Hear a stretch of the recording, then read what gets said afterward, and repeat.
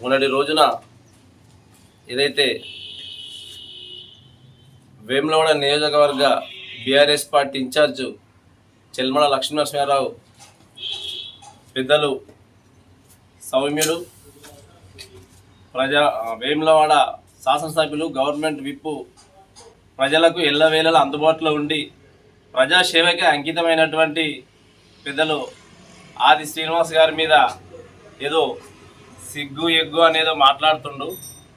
పోయి ఏమంటున్నా అంటే ఓటమి గురించి పోయి మీరే మాట్లాడాలనా? 4 సార్లు ఓడిపోయిండు, ఏదో ప్రజలు చూడలేక ఓట్లేస్తే గెలిచిండనంటే కరీంనగర్లో 2 సార్ల ఎమ్మెల్యేకు ఎమ్మెల్సీకి ఒకసారి అక్కడ ప్రజలు తిరస్కరిస్తే ఏదో కేటీఆర్ గారి దగ్గర బతిమేలాడి బామాడి ఇక్కడికి వచ్చి వేములవాడ రమేష్ రావు గారిని పక్కకు తోలేసి నువ్వు ఇక్కడికి వచ్చి పెద్దలు ఎమ్మెల్యేగా ఆది శ్రీనివాస్ గారి చేతిలో ఓడిపోయిన వ్యక్తి ఇక్కడ వచ్చి పెద్దల ఆశీర్వాద గురించి మాట్లాడంతా మీకున్నదా అని నేను అడుగుతున్నా. పెద్దల ఆశీర్వాద గారు ఓడినా గెలిచినా ప్రజల వెంట ఉంటూ ప్రజల్లో ఉంటూ ప్రజల మన్ననలు పొంది మెజార్టీతో గెలిచి ప్రజా సేవకి అంకితమైనటువంటి పెద్దల ఆశీర్వాద గారు ఏదైతే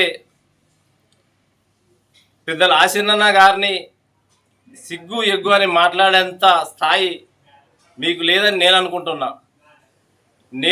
నేల విడిచి మాట్లాడు అని కూడా అంటున్నారు మీరు.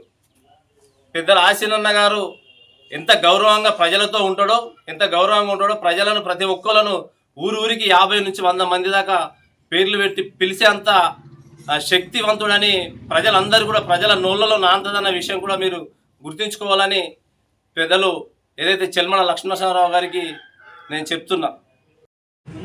ఏదో ఇంకోటి ముఖ్యమంత్రి మన్ననలు పొంది మంత్రి పదవి పొందాలనే ఉద్దేశంతోనే ఇట్లా మాట్లాడుతుంటారు అని ఒక మాట అన్నారు మీరు. అది మీ పార్టీలో ఉంటుంది. అది ఏదైతే బీఆర్ఎస్ పార్టీలో ఉంటుంది. డబ్బిచ్చి పార్టీ ఫండ్ ఇచ్చి టికెట్ కొనుక్కునే సంస్కృతి బీఆర్ఎస్ పార్టీకి చెందుతుంది. ఇక్కడ చూస్తే ఏర్పడదు. 4 సార్లు గెలిచిన ఎమ్మెల్యేని కూడా పక్కకు వదిలేసి ఫండ్ ఇచ్చి నువ్వు ఇక్కడికి వచ్చి పోటీ చేస్తున్న విషయం వేములవాడ నియోజకవర్గ ప్రజలందరికీ తెలుసు.